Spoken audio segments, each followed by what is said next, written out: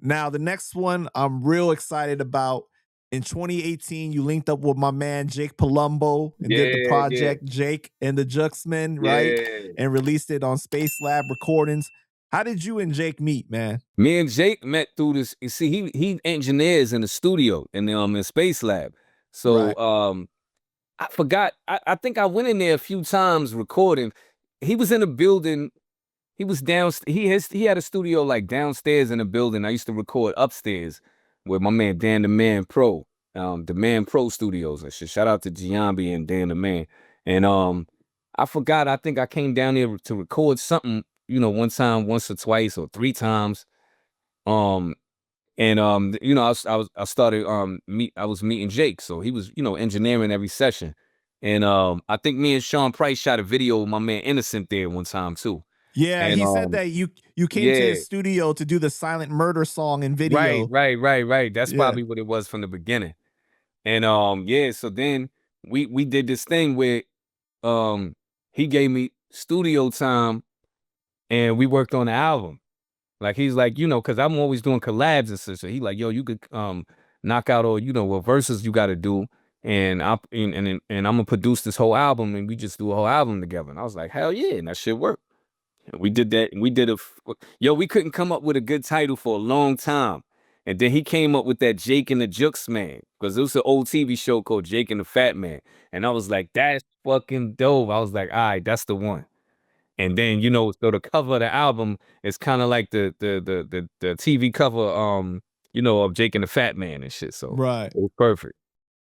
It's so funny because he told me that after you did Jake the video from Nashville, I think. Oh, yeah. He told me that after you had did the song and the video with Innocent and Sean Price, right, that you had DM'd him and asked him about doing like a couple features, you know what I mean? And in exchange, you would do a verse on one of his songs. That's how, that's what I was saying. Yeah, that's how it came out. Yeah. So he said you showed up and you downloaded 11 beats, and he was like pissed, like, how long does he think that we're gonna be doing this for? And then next thing you know, he sees you knock out 11 features within an hour and 46 minutes, and they were done and sent off, and he was just like amazed.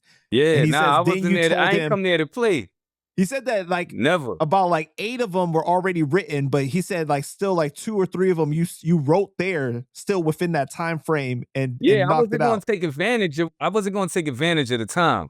Right. Not at all.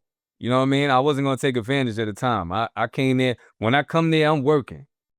But he said that because he said that even the most seasoned rappers that he's seen sometimes take like an hour in the booth to knock out one verse. But like he said, you're like one of the most efficient people he's ever met, where like you'll write a whole song in 10 to 15 minutes and then you'll do 1 to 2 takes and then you're on to the next one already. That's why I got 34 albums out. You know what I'm saying? No, for real. I've been recording for a long time, so I know what I'm doing. You know what I'm saying? This is professional shit. And, you know, I think about when we finished, I probably almost had like 100 and something songs, verses and shit done. Like, serious. He was reading the shit and he was like, yo, this how many sessions we got. I was like, damn. When I used to record at PF Cutting Studio, he'd tell you the same thing. We got about 300 sessions and shit, man, like all verses. Crazy. So it's crazy. So then, like he said, after you did the 11 features, you told him to pull up the song that he wanted you on, and that was Exoskeleton, right? On Jake's album, Jake It Till You Make It. Yeah. And then like you guys recorded your guys' album within like a 8-month period or something like that. And he said within that time frame, you know, you would show up, do a couple features, and then record a song for the album.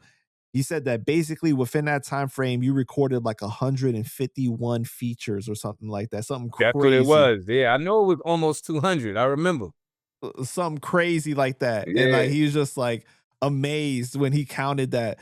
But there was a lot of barriers for that album. Like when like you guys were gonna do a tour, but then it didn't happen, right? And then like you guys had like a music video and the music video footage got destroyed or something like that. Like, yeah, man, it's unfortunate, man. Like we could always go back and still do it, man, because the music is out there and there's people that haven't heard it. You know what I'm saying? Right. So we could still do that. We still here, so you know what I mean? All of that could be done, man. Word. It was unfortunate that we didn't do it, but I love a lot of I love the whole album. You know what I mean? So we can always do that shit, man. And he said So like the CD pressing plant that went out of business after you guys submitted your order for the CDs and everything. So there's like a lot of yeah, yeah. shit. They didn't want us to be great, man. It was crazy.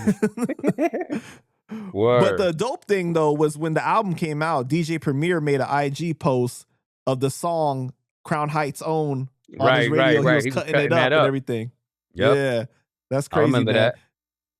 I Hell would yeah. love to see you guys do a sequel. That would be Oh crazy, yeah, man. yeah. We got to do that. Yeah, because Definitely. Jake is a good dude, bro. He's a All real the good dude. time, man. Yeah. We always got along great, man, in the studio. Everything was smooth.